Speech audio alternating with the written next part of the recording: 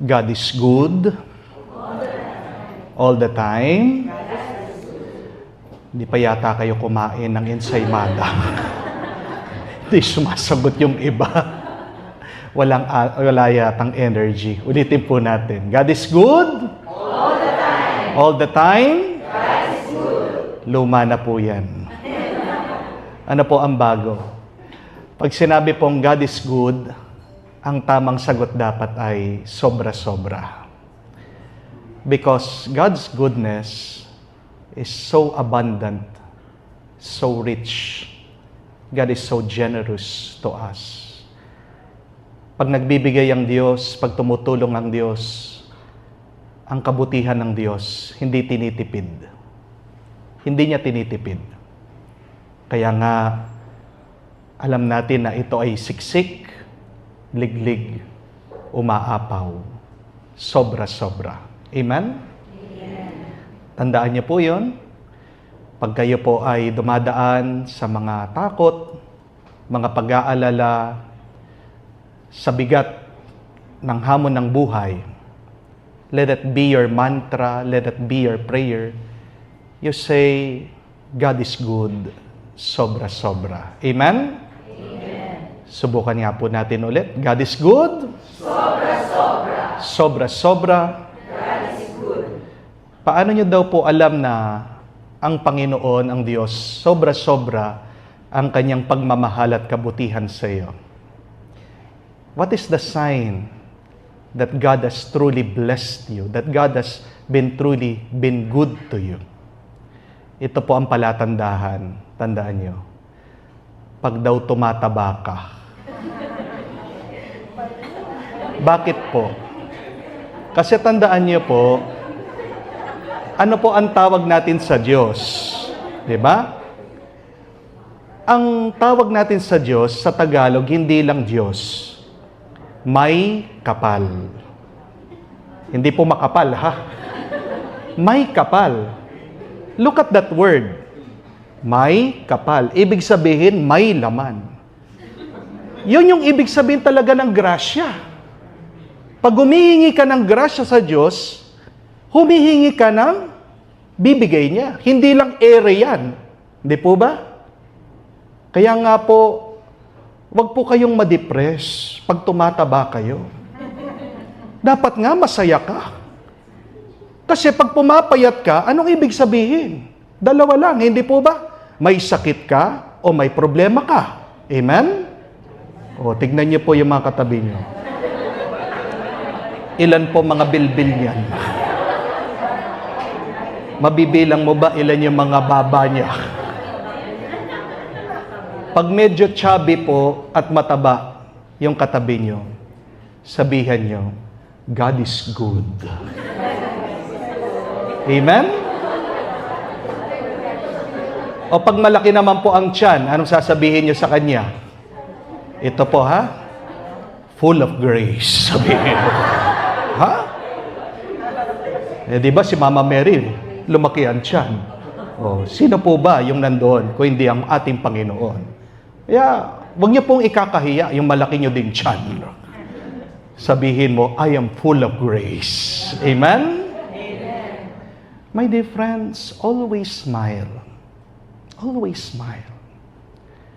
Life is already very hard. Life is tiring. Life is exhausting. Amen? Tapos sisimangot ka pa. Remember, what you do with your face, with your body, affects your mood. Why should you smile? Remember, your smile is your quickest prayer of gratitude to God. Kung hindi ka man makapagsalita, hindi ka man makapanalangin sa Diyos, your smile is enough. How can you smile? Paano ka makakangiti sa gitna ng mga hamon, bigat, problema ng buhay? Remember the meaning of smile. Spell smile, S-M-I-L-E. Ano pong ibig sabihin yan? Memorize this. See miracles in life every day. See miracles in life every day. Bakit nakakangiti ka? Kasi alam mo, may milagro kang natatanggap. And what is the first miracle that we receive every day? It is our life. Remember, my dear friends, that every day you open 2 gifts. Bawat umaga may dalawa kang regalong binubuksan. Ano po? Yung 2 mata mo. Amen?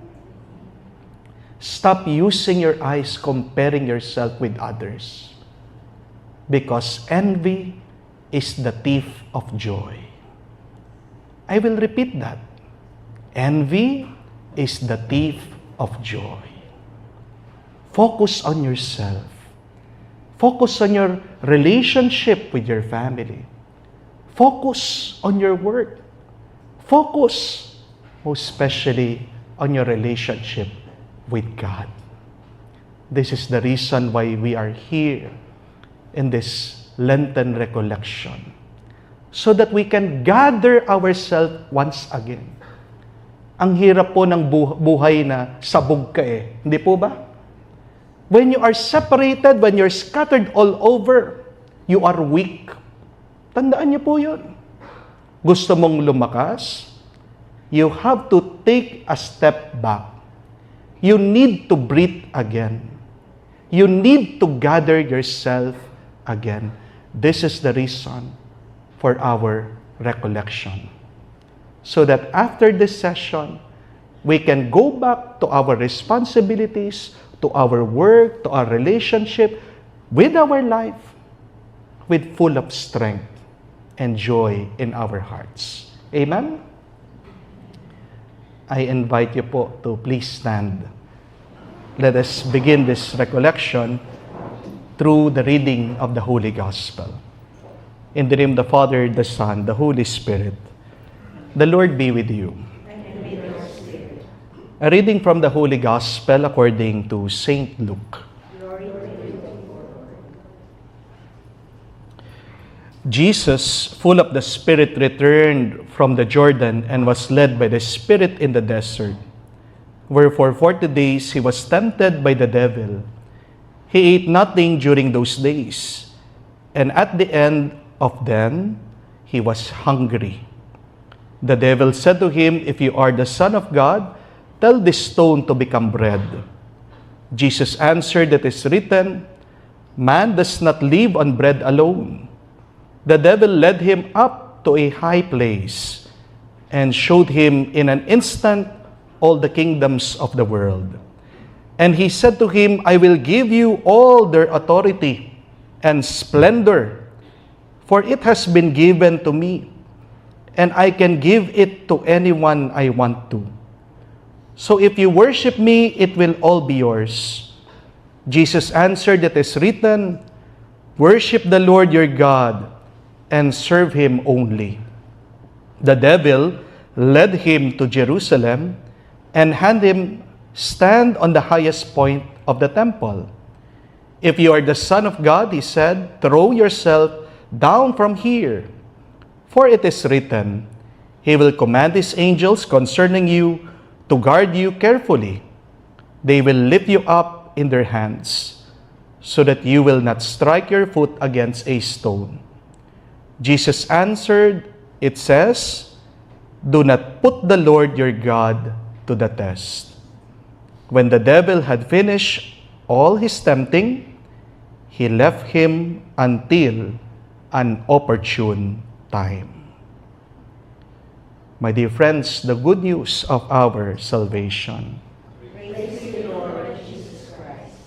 Come, Holy Spirit, bless each and every one of us today who would hear your words.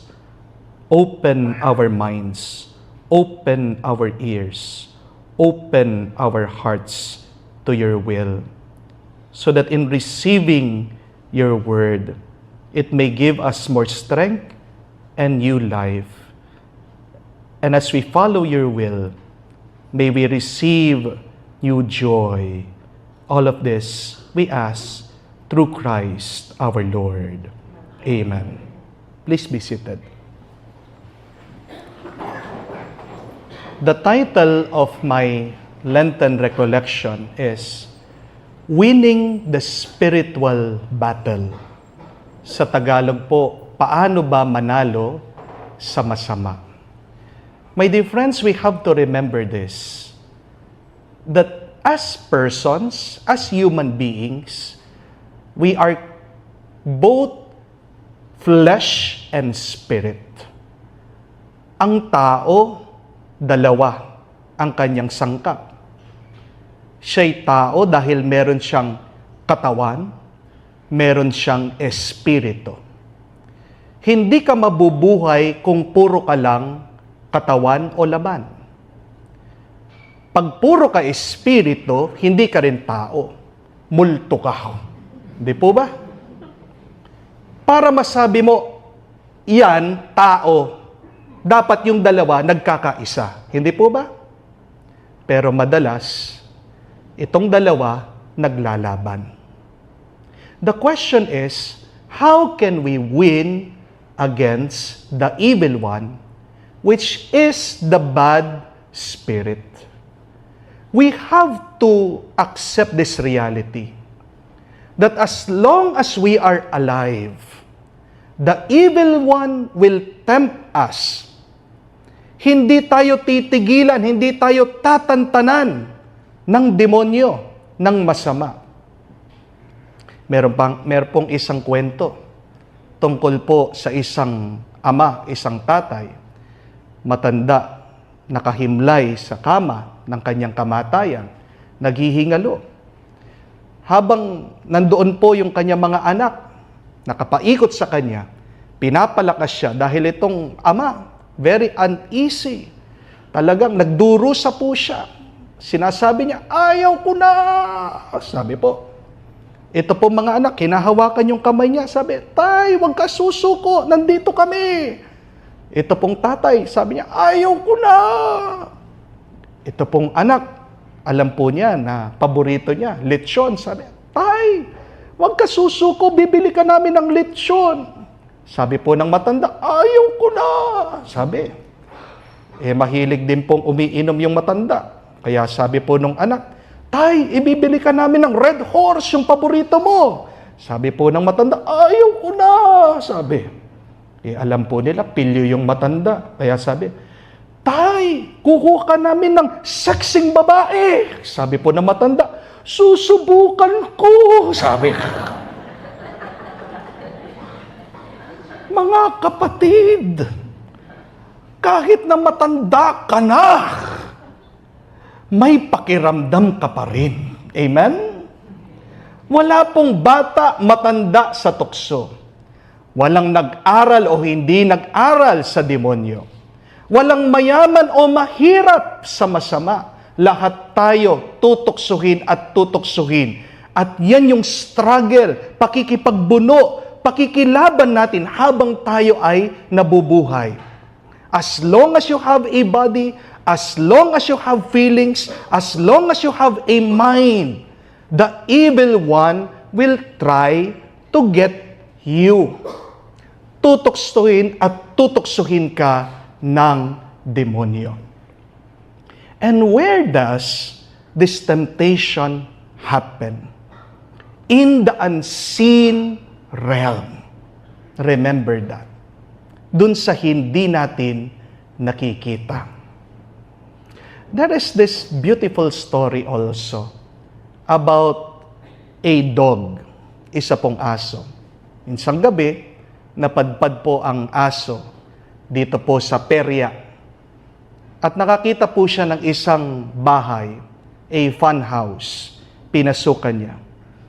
Hindi po ready yung aso na makita ang kanyang reflection sa salamin. Dahil ito pong bahay ay pinalibutan nila na maraming salamin. It was a mirror house. Unang beses po nakita ng asong kanyang sarili sa salamin. Pero dahil hindi po nauunawaan ng aso, ano ang nasa kanyang isip? Kaaway ko ito. Kaya tumindig ang kanyang balahibo. Tinetrete niya itong aso na lumayo ka sa akin. Pero ano po nakita ng aso doon sa salamin? Isang aso din na nakatindig ang balahibo. So nagpakita po ng pangil itong aso. Arr! Really, tinatakot, threatening itong aso sa kanyang harapan. At ano pong kanya nakita? Isang aso din na nakalitaw ang pangil. So itong aso ay nag-uumpisa na lumusob, sinusunggapan niya yung aso at nakita din niya na yung aso ay lumalapit din sa kanya. So the dog back off. At buong gabi ito pong nangyayari. Lumulusob, umaatras, nakikipag-away, tumatahol ang aso. Kinaumagahan. Pagkabukas po ng perya, pumasok ang gwardya. Ano po nakita niya? Isang aso, patay. It died of exhaustion. Namatay sa pagod. Bakit? Dahil buong gabi, nakikipag-away. The question is, sinong kaaway niya? Ang kanyang sarili. Amen? But the story did not stop there. Meron na naman pong isang asong napadaan at nakapasok din dun sa mirror house. And this dog also, first time saw its reflection on the mirror. Pero ano ang pumasok sa kanyang isip? Wow, kaibigan ko ito. So it started to wag its tail in enjoyment. At anong nakita niya sa salamin? Isang aso din, no? Na tuwang-tuwa. So, nginitian po ng aso yung kanyang sarili. And it saw that the dog in front of him was smiling. So he started to play. Naglaro po. Buong gabi itong ginagawa ng aso. Kinaumagahan, binuksan po ang mirror house, pumasok ang gwardya. Ano po ang nakita? Isang aso, mahimbing ang tulog. Very relaxed, very calm. Because it enjoyed itself playing all night long. Sinong kalaro niya? Yung kanyang sarili. Remember this, my dear friends.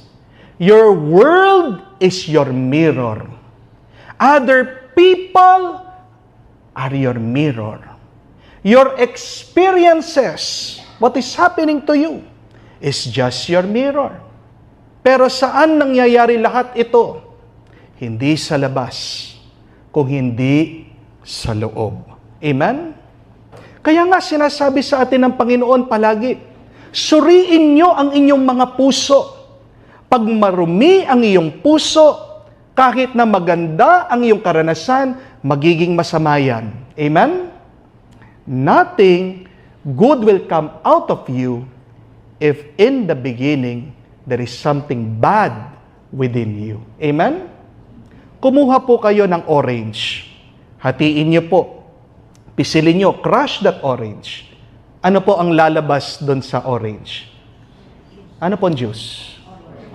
Sigurado po kayo? Hindi po apple juice. Magtaka ka pag lumabas yan, apple juice. Amen? But you get an apple, you cut it and you crush it. Ano pong klaseng juice ang lalabas sa apple? Orange? Apple juice. Amen? What am I saying? Walang lalabas sa iyo na hindi nag-umpisa nandyan sa loob. We keep on blaming other people. Sinisisi mo mga kapitbahay mo, sinisisi mo mga katrabaho mo, naiinis ka sa boss mo, etc., etc. You can blame everybody. But before you do that, have you blamed yourself? Have you looked deep within yourself? Because other people in the world are just your mirror. The real battle is not outside, my dear friends. The real battle is happening inside of us. You read that in St. Paul's letter to the Ephesians, chapter 6, verse 12, sabi po ni San Pablo, we fight not flesh and blood, but spiritual powers. Ang kaaway ng tao, hindi naman talaga laman, hindi dugo, kung hindi ang espiritu na hindi natin nakikita. So my dear friends, be vigilant, be conscious, be sensitive. And who is really our opponent? It is the evil one. It is the devil. Do you know what is the meaning of Satan? Satan means a stumbling block. Hindrance, hadlang. Ayaw tayong palapitin ng demonyo sa Panginoon. Bakit po galit ang demonyo sa atin? Dahil mahal na mahal tayo ng Diyos. Hindi matanggap ng demonyo, siya gawa ng Diyos. Mas mahal pa tayo kesa sa Kanya. Tayong tao na gawa sa lupa. Pero magkamali tayo, mahal niya tayo. Ang demonyo, Lucifer, was once an angel. The devil was decorated beautifully. Kwento nga, pag lumalakad daw si Satanas, he was playing songs because he was decorated with a lot of instruments in his body. And yet, why does God so love us? That is the reason for His hate for us. As long as we are alive, as long God loves us, the devil cannot stand that. That is why he would put hindrances in our journey. How can we defeat this unseen being? Itong hindi natin nakikita. Dalawang bagay po. Una, kilalanin mo ang iyong sarili. Know yourself. Pag hindi mo kilala ang iyong sarili, palagi kang mahuhulog sa bitag ng masama. Kilala ka ng demonyo. Alam niya mga kahinaan mo. And the evil one will always exploit that. Yan ang hirap sa atin eh. Minsan, hindi natin kilalang ating sarili. Pag tinanong ka ng asawa mo, anong gusto mong kainin? Ano po sagot niyo? Ikaw nang bahala. Hindi po ba? Pagkatapos, pag bumili siya, magagalit ka naman. Ayaw ko yan. Hindi po ba? Pagkatapos, nakita mo yung in-order niya, ay, parang masarap yan. Oo, di ba? Kaya nga bandang huli, nag-aaway kayo. Hindi po ba? Know yourself. If not, you will fall to the trap of the devil. But secondly, know the opponent. Why are these two very important? Dahil sabi po ng successful na general na Inchik or Chinese, Sun Tzu, one of the greatest general in history. If you know yourself and you know your enemy, you will always win the battle. If you don't know the enemy and you know yourself, sometimes you will win the battle, sometimes you will lose it. But if you do not know yourself, you do not know the enemy, you will always lose. Tama po yun. Alam mong sarili mo, kilala mong kaaway mo, palagi kang mananalo. Hindi mo kilalang kaaway mo, kilala mo sarili mo, minsan mananalo ka, minsan matatalo ka, 50-50. Wala ka talagang alam, talo ka. Hindi po ba? Bago ka bago ang labanan, bago ang digmaan, kailangan handa po tayo. Wala pong pumapasa sa exam na hindi nag-review. Amen? Minsan napakarami pong nagpapabless sa akin. Father, bless niyo ako, bless niyo ako. Ang tanong ko, nag-review ka ba? Konti po, sabi. O konti lang ang pasado mo. Di po ba? You have to prepare. And this is our preparation para hindi tayo matisod, hindi tayo mahulog, hindi tayo matalo. Just some 5 tactics of the devil. Remember this. Para prepared tayo, handa tayo, at hindi niya tayo maloloko. These are the characteristics of how the devil tempts us. Be aware of these things. Number 1, letter D. The devil uses doubt. Ang tinatanim po ng masama sa tao ay pagdududa. Nung minsan po, merong isang kwento tungkol po sa isang misis na napakaselosa. Pinagdududahan itong kanyang mister. Sinasabi niya, kutob ko talaga. Niloloko ako nitong mister. Kaya nga po, bawat umuuwi, sinusurpresa po yung mister. No? One time, umuwi po ang misis. Talagang tahimik, nag-iingat na binuksan yung kanilang pintuan, pagpasok, dumiretso po doon sa kanilang silid in the room. At tama, dahil nakita po niya doon sa kama, may 4 na paa. Galit na galit itong misis. No? Kalitaw, 4 na paa. Alam niyo ginawa niya? Kumuha po siya ng baseball bat. At bigla, pumasok siya. Pinagakampas niya yung nado sa kama na walang yaka, walang yaka, walang yaka. Sabi, no? Hindi ka na nahiya. No? Pagkatapos po noon, bigla, lumabas. Pagod na pagod. No? Nahihilo. Pumunta po doon sa kanilang kusina para uminom ng tubig. Pagdating sa kusina, nabigla siya. Bakit? Nandun yung asawa niya. Sabi, oh, honey, sabi po ng asawa niya, mister, nandiyan ka na pala, ba't pagod na pagod ka? At ano yung baseball bat na yan? No? Sabi po nung mister, oo nga pala, dumating pala yung mga magulang mo. Nakitulog. Nandun sila doon sa room natin, pinatulog ko sa... My dear friends, remember this. The foundation of any loving relationship should be trust. Amen? Pag meron ng pagdududa, yan yung anay na sisira sa ating ugnayan. What is the first temptation that the devil did in the book of Genesis? It is this, doubt. Umaalala nyo, yung ahas, di ba? Nilapitan niya si Eva. Tinanong siya, sigurado ka ba na bawal niyong kainin lahat ng mga bungan ng puno dito? Sumagot daw po si Eva.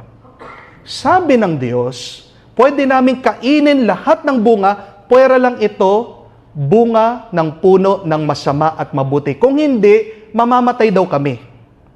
Ano ang sabi po ng demonyo? Hindi kayo mamamatay. See? Right at the beginning, the devil was sowing seeds of doubt. My dear friends, doubt everything, but do not doubt the love of God in your life. It is a great sin to doubt how God loves us. It is normal to doubt other people.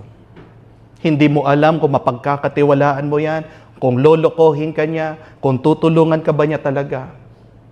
Pero malaki pong pagkakasala pag pinagdududahan natin ang Diyos. Amen? Do not say, please, do not say, tutulungan kaya ako ng Diyos makabayad ng mga utang. That is doubt.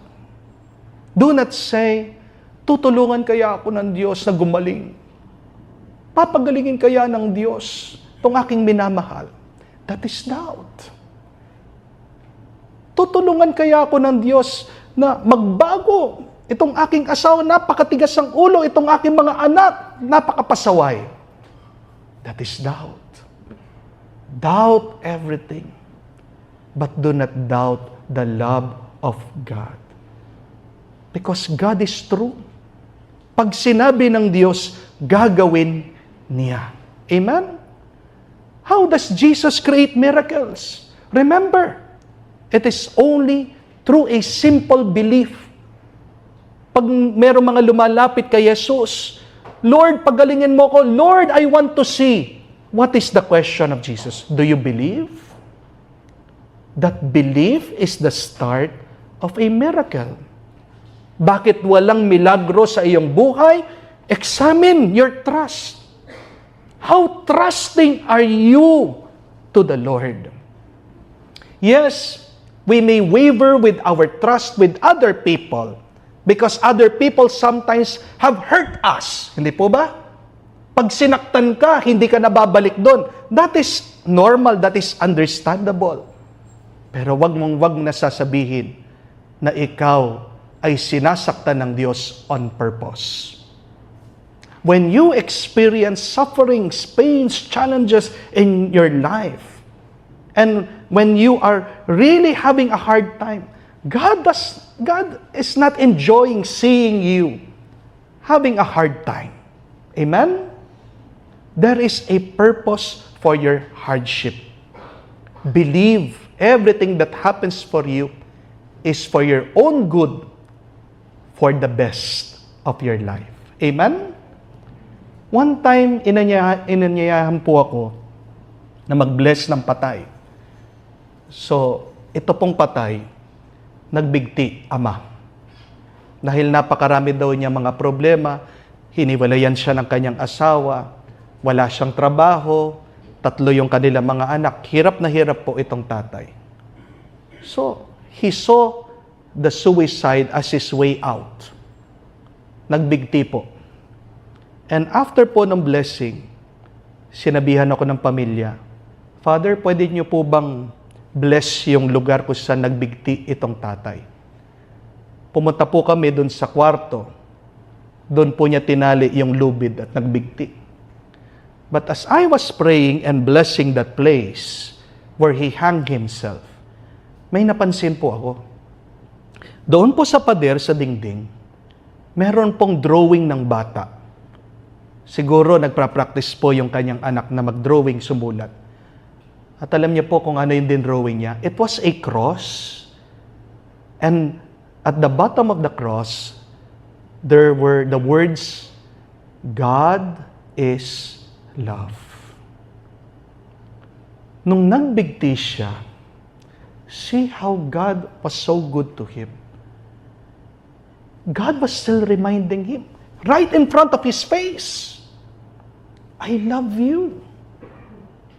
Kahit na hirap ka na, I love you. Nung nagbigti siya, those were the last images that he saw. God is love. Pero bakit tinuloy pa rin niya yung kanyang pagpapatiwakal? Dahil yung pagdududa, wala siyang paniniwala doon sa kanyang nababasa, doon sa kanyang nakikita. Amen? Doubt is so dangerous, my dear friends. But trust gives you new life and miracles in your life. Amen? Beware, letter D, of the seed of doubt that the devil plants in you. Number 2, letter E, entertainment. Entertainment. Remember this, my dear friends, that when the devil cannot tempt you, the devil will make you busy. Dahil pag marami kang ginagawa, ano pong unang-unang nakakalimutan yung gawin? Ang magdasal. Amen? Malapit na po ang Holy Week. Karamihan sa mga tao, yes, they are in the church. Pero aminin, marami din po ang mga nasa resort at nasa beach. You ask these people, they are also Catholics, they are also Christians. Bakit hindi kayo nasa simbahan mahal na araw? Their answer is, I need to rest. I need to rest. The devil is happy. Dahil pinagod ka niya. Pinagod ka niya. At tingnan mo, anong resulta? Nakalimutan mo yung napakahalaga. If you need rest, go to the Lord. Pero marami sa atin, pag nagpapahinga, malayo kay Lord. Amen? The devil is the greatest salesman in the world. Remember that. Ang galing niyang magbenta. Pero alam natin, yung tinitinda niya walang laman. Nakabili na po ba kayo ng turon sa palengke? O kaya naman po sa hypermarket? Pagkakagat mo, hinahanap mo yung saging. Nahulog ba yung saging? Bakit walang laman? Nakabili na rin po ba kayo ng hamburger sa mga tabi-tabi? Unang kagat, tinapay lahat. Nasaan yung laman? Ang galing mag-market eh. Pero yan ang talino ng demonyo. The devil will tempt you with good things. But remember this, not all good things are really God's will. Reflect on that. Maaring ito ay mabuti, pero hindi lahat ng mabuti ay kagustuhan ng Diyos. Mabuti po ang natutulog. Amen? Pero yung natutulog ka habang sa misa, kagustuhan ba yan ng Diyos? No? Mabuti po ang kumakain. Pero yung kumakain ka, na wala ka man pasasalamat sa Diyos. Hindi po ba? Kagustuhan ba yan ng Panginoon? It is good if you climb the corporate ladder. Pero kung meron ka ng tinatapakan na iba, at minsan kailangan mo pasiraan yung iba para makauna ka sa kanila, is that really the will of God? Okay lang po ang mag-ipon, pero binabaliwala mo at hindi mo pinakikinggan yung daing ng iyong mga kapatid. Is that really the will of God? Remember these things. Not all good things are really God's will. Ano yung mga mabubuting bagay na aking hinahabol o gustong makamtan? Yan ba talaga ay kagustuhan ng Diyos? At pag hindi ka nakuha ng demonyo, sabi po ni San Ignacio Loyola, no, that the devil, when the devil cannot get you, the devil will become a spoiled brat. At ano po ang spoiled brat? KSP. Di ba yung bata, pag dinala mo sa simbahan, nakakita ng lobo. Nagpapabili sa iyo. Pag hindi mo binili ng lobo, ano pong gagawin? Iiyak. Para mapatahan mo, mapatigil mo yung bata, ano pong gagawin niyo? Di ba? Bibili mo ng lobo. Ganyan po ang demonyo. Kukulitin at kukulitin kanya, hindi kanya titigilan hanggang hindi mo siya pagbigyan. Pero mag-ingat po kayo, dahil kahit na pagbigyan mo ng kakaunti, hindi pa tapos doon. Meron pang kasunod. Parang sa mga senior, di po ba? Pag sinabi na ng doktor sa iyo, oh, mataas na ang cholesterol mo, bawal lang kumain ng matataba. Eh kaya lang, may birthday. Dumating yung lechon. Di po ba? Hindi mo na nga pinapansin, pero tinatawag ka ng lechon. Kagatin mo ko. Sabi, di ba? Ano sasabihin mo? Konti lang. O, di ba? Kukurot ka ng konti. Ang sarap kasi. Yung mga kaharap mo, pag mumunguya, naririnig mo pa, nagkakrak. Di ba? Hindi sapat yung konti lang. Kukuha ka na naman ng konti. Pag binabawal ka ng mga anak mo, oh, bawal yan, mami. Magagalit pa. Patayin nyo na lang ako, sabi nila. Di po ba? Oh. Pag naparami, meron pang excuse, meron pang dahilan. Ano sasabihin? May gamot naman. The devil wants you to keep enjoying yourself. And so that you can keep on enjoying yourself, the devil will allow you to use your mind. That is why we have the word justification. Hindi po ba? You justify yourself. Alam mo na nga na may asawa yung iba. Pero, ano sinasabi? Mahal ko talaga siya. Ano magagawa niyo? Tao ako. Di po ba? You try to justify the wrong that you are doing. But see, that is the way of the devil. Letter E.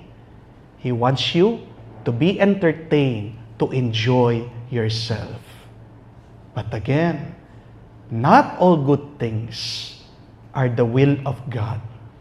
But many times, our painful experiences, though they are unpleasant and uncomfortable, are really God's will. Are really God's will. Remember that patience may be bitter at first, but its fruit in the end, it's sweet. Amen? Remember that. And what is patience? Patience is a virtue. Patience comes from God. Amen? Letter E, entertainment. Susunod po, number 3, letter V, vanity, luho. See, when the devil was tempting Jesus, he was bribing him with power, with authority, with wealth, with riches. Lumuhod ka lang sa akin, ibibigay ko lahat ng kayamanan ng mundo. Huwag tayo sana magpasilaw sa kayamanan. Nung po minsan, merong isang kwento din tungkol po sa isang pari. Biglang nilapitan siya ng kanyang sekretarya. Father, may problema po tayo, sabi po ng sekretarya. Ano yun? Sabi, punta na lang po kayo sa office. So bumaba po yung pari. Pagkakita po, meron donya, isang matandang babae, nandun. May hawak-hawak po na tuta, aso. Sabi, Father, binyagan nyo naman po yung aking alaga, sabi, no? Sabi po ng pare, Nanay, ang binyag po, pang tao lang. Hindi po pwede sa mga hayop. Kung gusto nyo po, i-bless na lang po natin yung alaga nyo. Ay, ganun po ba? Kasi po, wala na akong kasama sa bahay. Ito na lang po yung parang anak ko. Gusto ko po sanang pabinyagan para naman pag nagsisimba ako, makakapag-communion din itong aso, sabi. No? Sabi, Nay, hindi po pwede kasi yung aso wala naman pong isip yan, hindi naman naiintindihan yung tinatanggap natin. Bless ko na lang po. Itong donya sabi, ganun po ba? Sayang, Father. Magdo-donate pa naman ako ng 1 million sa simbahan, sabi. Bigla ba naman sumagot yung pare, sabi, wala po bang kapatid yan? Sabi. Mga kapatid, magkano ka? Everybody has a price. Amen? Aminin niyo. That is our weakness.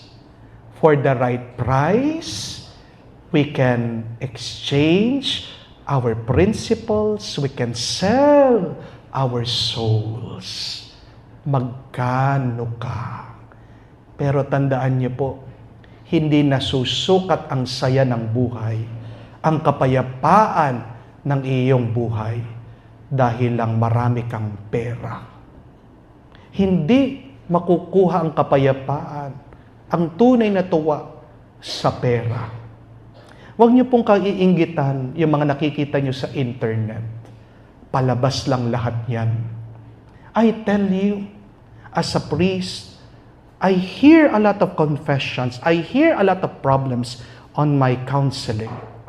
Minsan nakakainggit po yung mga nakakausap ko dahil makikita nyo yung forma nila, yung kanilang mga suot na relo, mga kwintas, mga alahas. Pagkatapos, yung kanilang mga sasakyan, nakakainggit. Pero kung maririnig nyo lang yung kanilang mga problema, doon nyo masasabi na, masaya na ako. Hindi ko kaiinggitan ang taong ito. Sino talaga ang taong masaya? Hindi naman yung sobra-sobrang dami ng pera. Amen? Yung sakto lang. Di po ba? Huwag niyong papangarapan na talagang napakataas ng iyong mararating sa buhay. Because every success, no, has a cost. Lahat ng tagumpay ay merong kapalit.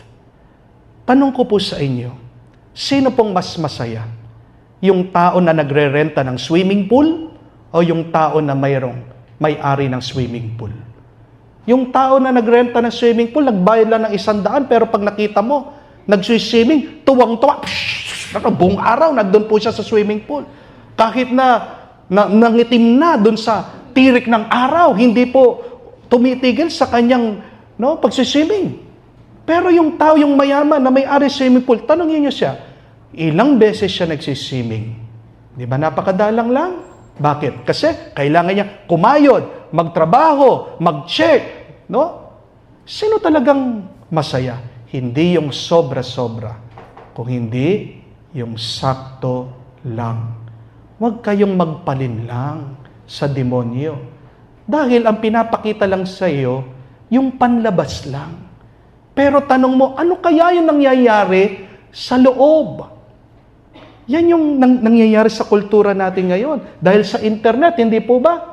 Minsan, naiinggit ka. Wow, ang vlogger na ito, nakapag first class, sumakay sa airplane, di ba? But have you stopped and asked, what is this person really experiencing inside? Magkaiba yung pinapakita mo sa ibang tao dun sa tunay na yung pinagdadaanan at nararanasan. Kahit na wala kang kayamanan, luho, na mapagmamalaki sa iba. Pero di ba, isang malaking kayamanan yung sa iyong kalooban, kontento ka, payapa ka, at masaya ka. Amen? Remember this, my dear friends, that when you lose money, you lose nothing. When you lose your health, you lose something. But when you lose your character, you lose everything. Ang pera, pwede mong kitain yan eh. Amen? Pero, pag nawalan ka ng kalusugan, nagkasakit ka, kahit na anong tambak pa ng pera, dami ng iyong kayamanan, you cannot buy your health back. Pero pag wala ka ng moralidad, hindi mo na alam kung anong tama at mali, darating ang araw, masusunog ang iyong kaluluwa doon sa smoking area. You lose everything when you lose your character. Kaya, kung man naghihirap ka, sakto ka lang na nakakaraos, basta't sabihin mo sa aking kalooban, I am thankful, I am grateful, I am appreciative of this life. Remember, your greatest wealth is your life.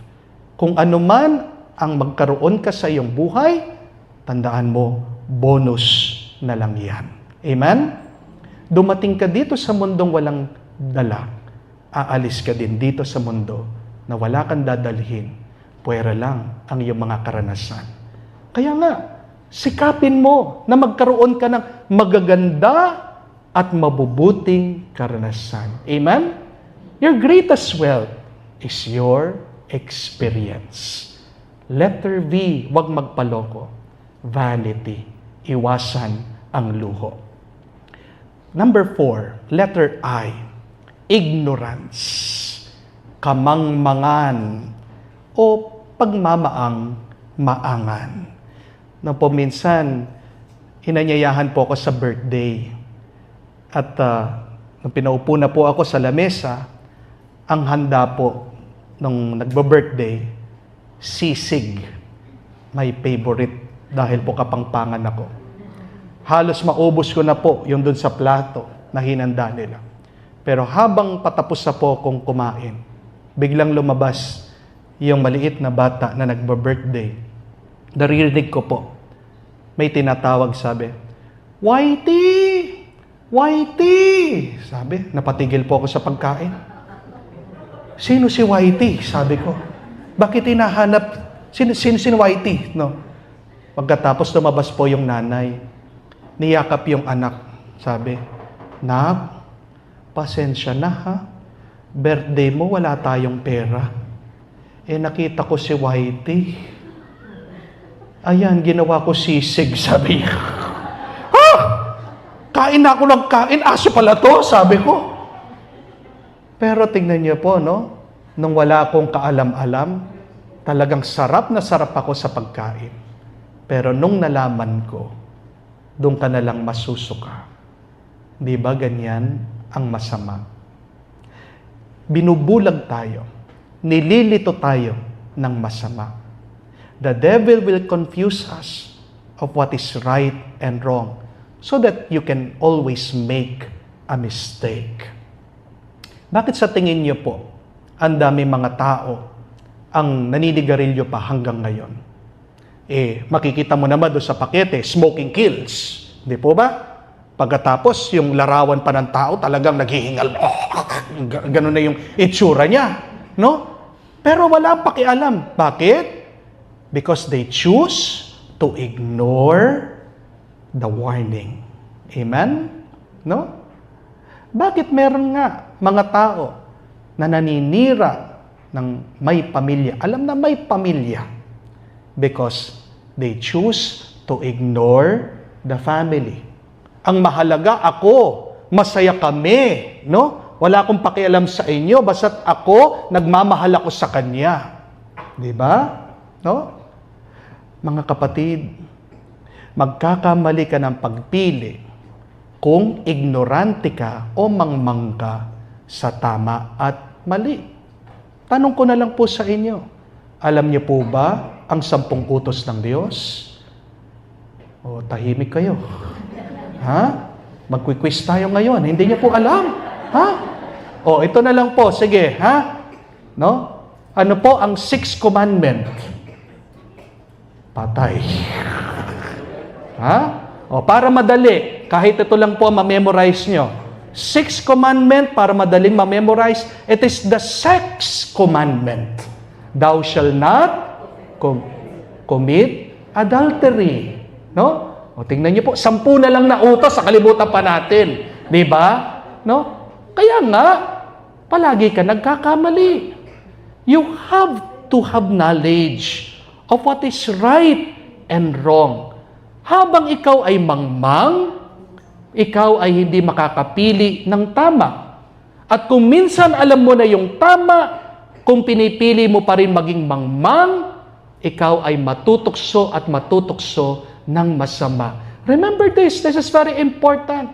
Do not remain ignorant. That is why it is so important to go back in prayer. You pray, you have a dialogue with God, and what is the most important question in prayer? Lord, what is your will? Amen? Lord, what is your will? Pero may kakambal po ang pagdarasal. It should be prayer and meditation. Ulitin ko po. Prayer and meditation. Prayer is when you talk to God. But meditation is when you listen to God. At alam niyo po ba dapat ang tamang formula ng pagdarasal? 10% praying, but 90% meditating. Sana mas marami yung pananahimik at pakikinig mo. Dahil pag nalaman mong kagustuhan ng Diyos, hindi ka magkakamali at malalayo ka sa pagkakasala. Amen? Hindi ko po alam kung kilala niyo si Bob Marley, the great reggae singer. Alam niyo po ba kung anong kinamatay ni Bob Marley? Kinamatay po niya cancer. At first, they found his little toe sa paa. Biglang umiitim. Maitim na siya, lalo pang umitim, no? So, pina-check po nila. And the doctor found, he diagnosed him with early stages of cancer. Stage 1 pa lang po. But he chose to ignore it. Bakit? Kasi kung papaputol daw po niya, it would affect his performance. So, pinabayaan. Anong nangyari? Alam naman natin, pag pinabayaan mong cancer, kakalat at kakalat yan. At biglang ang kumalat sa buong katawan niya. At nung pumayag na siya na magpa-chemotherapy, it was too late because the cancer has advanced in his body. yun yung dahilan ng kanyang kamatayan. At tandaan niyo po ang kasalanan, cancer yan. Nag-uumpisa sa maliit, pero pag hindi mo pinansin, hindi mo inalis at pinabayaan mo, kakalat at kakalat yan sa iyo. Amen? So, don't remain ignorant. Last, number 5. L, live forever. Can you repeat that? Live forever. The devil will always convince us that we will live forever. Bakit? Kasi pag iniisip mo bukas, buhay ka pa rin, patuloy ang pagsasaya. Hindi po ba? Pero tanong ko po ito sa inyo. Kung sasabihan ka ng doktor na huling araw mo na, anong gagawin mo? Di ba magpapakatino ka na? Di ba makikipag-ayos ka sa mga taong nasaktan mo? Di ba? Magiging madasalin ka, magmamakaawa ka sa Diyos, magpapakumbaba ka. See? The devil convinces us, bukas, buhay ka pa rin, okay ka lang. Kaya nga, nagpapatuloy ka dun sa iyong paggawa ng mali. Pero tanong ko po sa mga kaibigan, my dear friends, sino ba sa atin dito ang nakakaalam kung kailan tayo lilisan sa mundo? Di ba wala? Wala nakakasiguro sa atin dito. Kung by next year tayo buhay, by next month nandito pa rin tayo. Kaya nga, we should always prepare. Amen? Remember, my dear friends, there are people who have plans today that yesterday, have died. Merong mga tao na may binabalak ngayon na gagawin pero hindi na nagising. So always reflect on that. If this is my last day, have I done good? Kung haharap ako sa Diyos ngayon, mapagmamalaki ko ba ang aking sarili? Kaya nga po, isang napakahalaga na dasal bawat gabi. As you thank the Lord, yes, you always say, Lord, sorry. Lord, have mercy. Para kung hindi ka man magising bukas, makita mong iyong sarili nasa harapan ng Diyos at ikaw, harinawa, ay mapapasok niya sa kanyang kaharian. May nabasa po akong napakagandang quotation. Sabi po, hindi kailangan ng mga magulang mo ang iyong mga luha pag sila'y namatay na. Ang hinahanap ng iyong mga magulang ay ang iyong mga halik, ang iyong yakap habang buhay pa sila. O nga naman po, di ba? Yun yung malungkot na kwento. Bakit kung kailan nasa kabaong na yung tao, doon mo palang sasabihin na I love you and sorry. Kung minsan nga, pag kami po ay naglilibing, may nakikita pa ako na sumisigaw, sinasabi, sama mo ko! Sama mo ko! Sabi, bigla natulak, nahulog po doon sa hukay, no?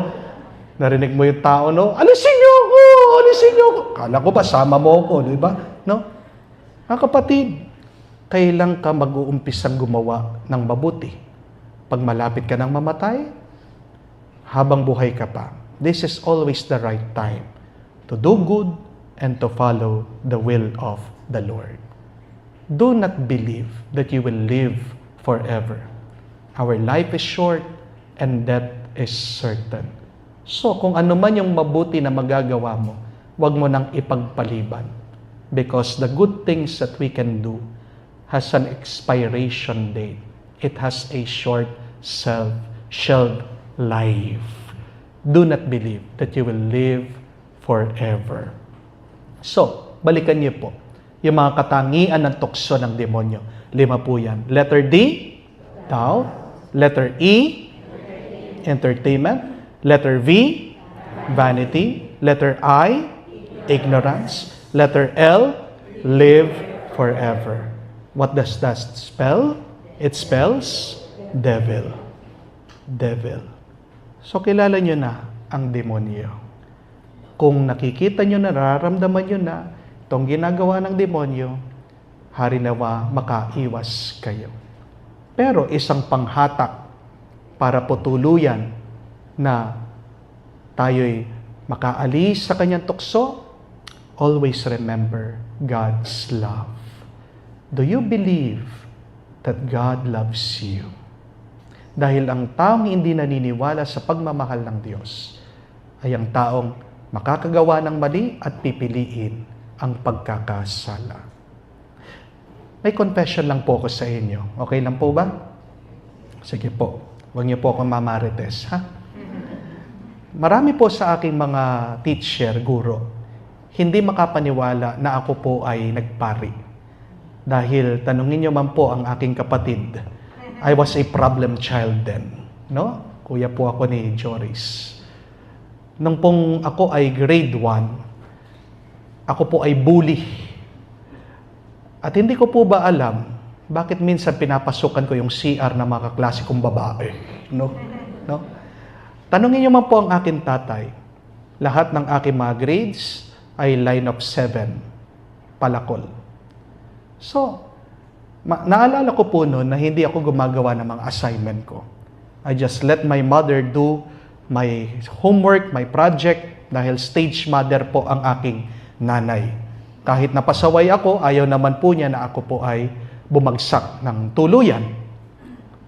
Pero there was this one time na nakatulog po ako, meron akong project, hindi ko ginawa. At biglang umuwi yung aking nanay, late na dahil nag-overtime siya. At nung pagpasok niya, biglang nagising po ako sa pagkatulog. It is there that I saw my mother, even in the late of the night. Kahit na pagod, stress na stress, haggard na haggard, she started to do my homework, my project.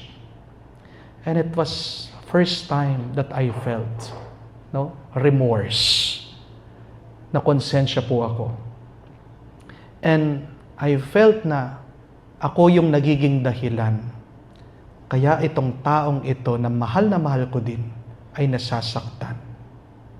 Pero kahit na nasasaktan ko siya doon sa tigas ng ulo ko, pagkapasaway ko, she continued being faithful. She continued loving me. She continued taking care of me. At alam niyo po, it was at that moment, at that experience, that I resolved never again. Magpapakatino na ako, aayusin ko ng aking sarili, and started then, nag-aral na po ako mabuti, ako nang gumawa ng aking mga assignment, at nung pong nag-high school ako, I finished as a salutatorian. Nung nag-college po ako, I finished as the valedictorian. What changes a person? It is not the shouting, it is not the punishment. God knows that. He has done that in the Old Testament. That is the reason why He sent His only Son. Dahil yung pamamaraan na pagpaparusa, yung mga kulog, kidlat noon, takot, intimidation sa mga tao, hindi naging effective para magbago sila. But see, now, even though that it is slowly, there is a change. People are being converted. People are changing. Is it because of punishment? Is it because of the hurt? No. It is because of Jesus' love for us. Gusto mong magbago? Know how God loves you through Jesus' sacrifice on the cross. Gusto mo mapagbago ang isang tao? Be like God, be like Jesus. Continue loving even if it hurts. Because if you love faithfully, someday it will no longer hurt. Amen? So, yes, know how the devil acts, but also know how God acts. Remember this also, my dear friends. God uses people to bless us. Amen? That is so important. God uses people to bless us. Kung gusto kang basbasan ng Diyos, gagamit yan ng tao. Pero ang demonyo, gagamit din ng tao. Amen? The devil uses people to tempt us and to take us away, to separate us from the love of God. Sino ang mananalo? Depende sa iyo. Sa iyong pagpili.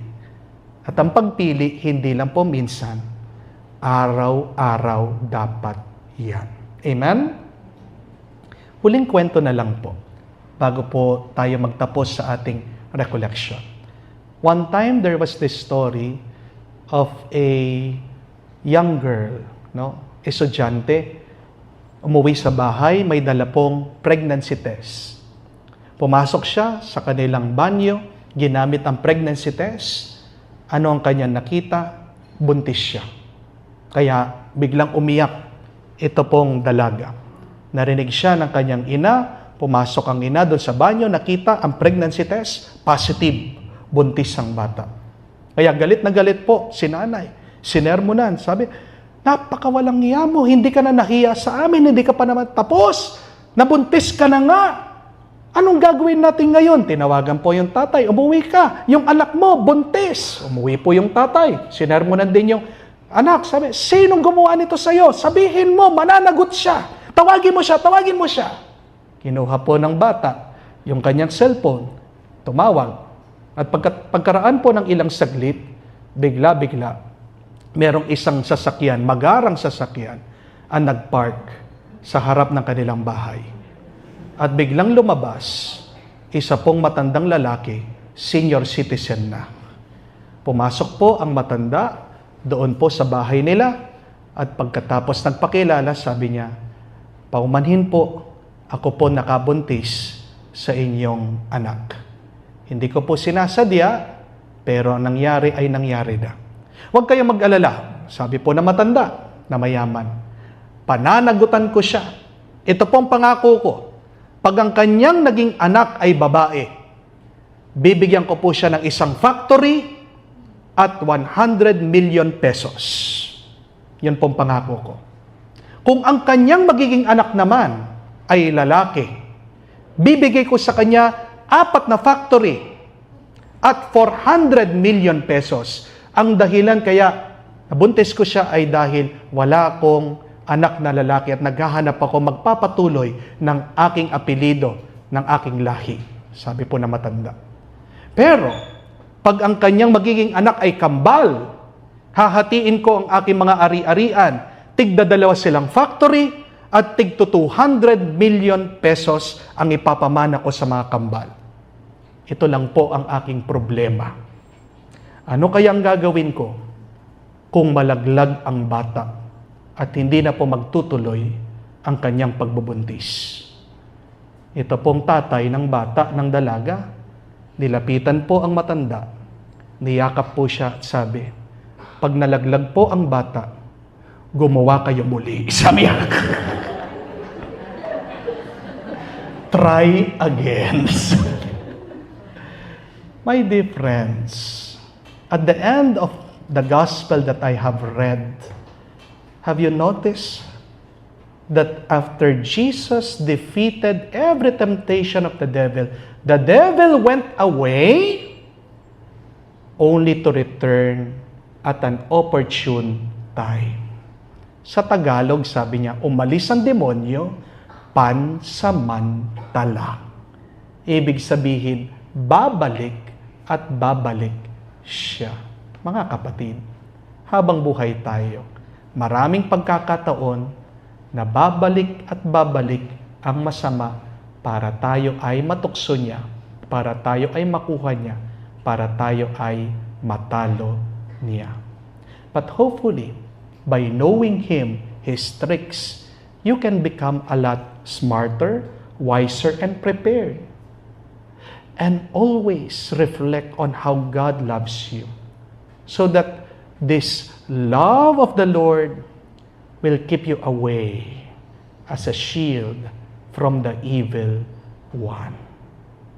We pray that we can always win against the spiritual battle, so that at the end, God will judge us rightly, and may we, through our trust in the Lord, deserve to enter heaven. Amen? Amen.